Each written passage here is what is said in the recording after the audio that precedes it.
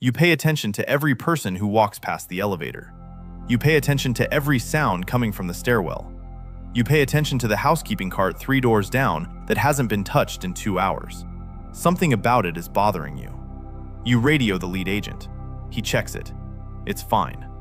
You feel slightly embarrassed. He tells you later that you did exactly the right thing. An agent who reports 20 false alarms is worth more than one who misses 1 real threat. You start to understand the mental cost of the job. You go home after a 2-week detail and you cannot turn it off. You are in the grocery store and you are scanning the exits. You are at a restaurant and you are sitting facing the door. You are at your cousin's wedding and you are watching everyone's hands. Your girlfriend asks you what's wrong. You don't have an answer she would understand. You tell her it was a long detail. You tell her you need a few days to adjust. She nods, the way people nod when they know you aren't telling them the whole truth. You end that relationship 6 months later. The job has already started to cost you things that nobody warned you about. You work another detail in Miami for a hedge fund manager who received a ransom threat. You run advance on his hotel, his office, his restaurant reservations, his son's school. You discover that the threat came from his own business partner. You flag it to the client's attorneys, and the situation gets handled through civil channels. Nobody gets hurt. Nobody goes to jail. You get a bonus and a handshake and a non-disclosure agreement to sign. This is how most of the work actually resolves. Quietly. Through paperwork and negotiation and intelligence gathered in advance. The violent confrontation is the story the movies tell. The real story is the threat that never materializes because someone like you saw it coming. Level 5, the detail leader. You have been promoted. You run your own teams now. A principal comes in through the company's client services division. You are assigned as the detail leader. The detail leader is the field commander. You answer to the head of the account back at the office. But in the field, the team answers to you. Your first principal as a detail leader is a celebrity musician on a 30-city tour. The tour is chaos. You work 18-hour days. You sleep in a different hotel every night. You wake up and you don't remember what city you're in. You run the advance team to each venue. You walk every hallway, every dressing room, every loading dock. You identify the ingress routes, the egress routes, the hardcover, the choke points. You coordinate with local law enforcement in every city because jurisdiction matters. You cannot carry a firearm in some states without the right paperwork. You manage a team of 6 agents plus drivers. You manage the principal's moods. You manage the principal's management, which is its own separate challenge. The manager wants the principal to take photographs with fans after the show. You want the principal to leave the venue within 90 seconds of the last song. You find a compromise that nobody is fully happy with. That is the definition of a successful negotiation in this industry.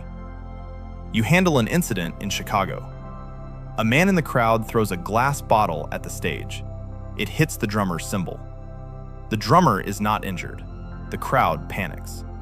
You evacuate the principal through the loading dock in under 45 seconds.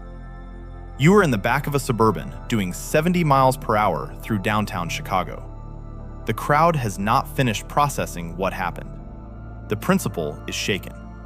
You are not. Your team is not. Later that night, the principal hugs you in his hotel room. He tells you he feels safe with you. You know this feeling is dangerous. Principals who feel safe get comfortable. Comfortable principals do stupid things. Your job is to make the principal safe, not to make the principal feel safe. The two are not the same. You are beginning to understand how this profession ages people from the inside. Slowly, then all at once. Level 6, the personal security director. A client comes through the company who wants something different. He is the CEO of a family office that manages $9 billion of generational wealth. He does not want a rotating detail. He wants a permanent team. He wants his own security director. The company offers the position to you. The offer is substantial. You take it. You are now employed directly by the principal and his family. You move to their city. You buy a house in the same neighborhood. You become part of the infrastructure of their lives. You build a team from scratch. You hire 8 agents. You write the standard operating procedures. You coordinate with the estate management team, the personal assistants, the house staff, and the family's attorneys. You learn everything about the family, the principal's wife, their 3 children, the children's schools and friends and extracurricular activities, the principal's extended family. You build threat profiles on dozens of people, business partners, former employees, anyone with a grievance. You run background checks on everyone who comes within 50 feet of the family, the children's tutors, the pool maintenance guy, the new chef the principal's wife wants to hire. You vet everyone, because the most common threat to wealthy families is not the random stranger. It is the person who has been given access and slowly works their way into a position of opportunity. You oversee the installation of security systems at 3 residences: the primary home in the city, the weekend house on the coast, the compound in the mountains where the family spends Christmas. Cameras, motion sensors, panic rooms, ballistic glass, reinforced doors. You coordinate with private fire services and private ambulance services. Response times matter. The public services are not fast enough. You are not doing close protection work every day anymore. You are running an organization. You have a desk and a budget, and quarterly reviews with the principal. You are a corporate executive who happens to carry a pistol. You spent the first decade of your career throwing drunk people out of nightclubs.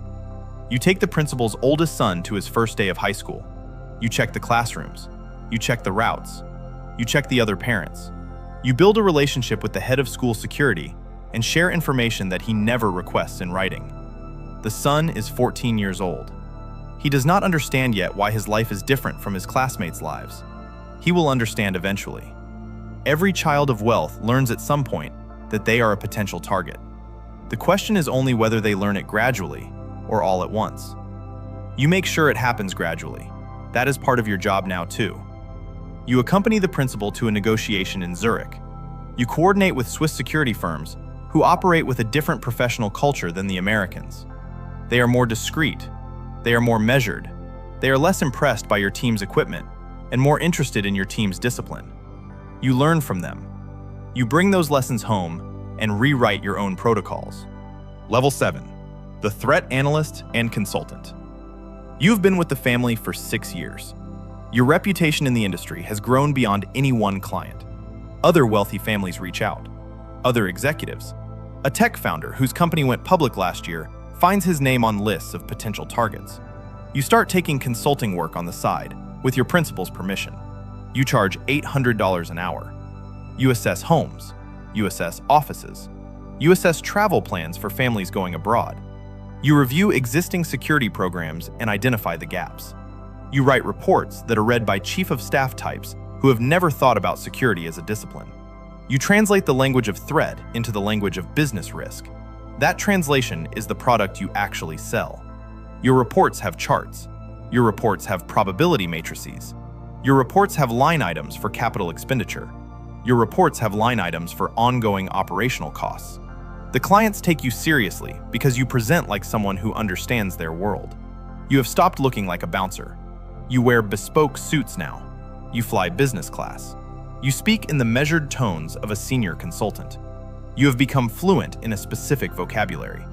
A man who has punched people for a living can sit in a conference room with attorneys and be treated as a peer. Your original principal and his family are proud of you. They have watched you grow from a detail leader into something that functions at a much higher level.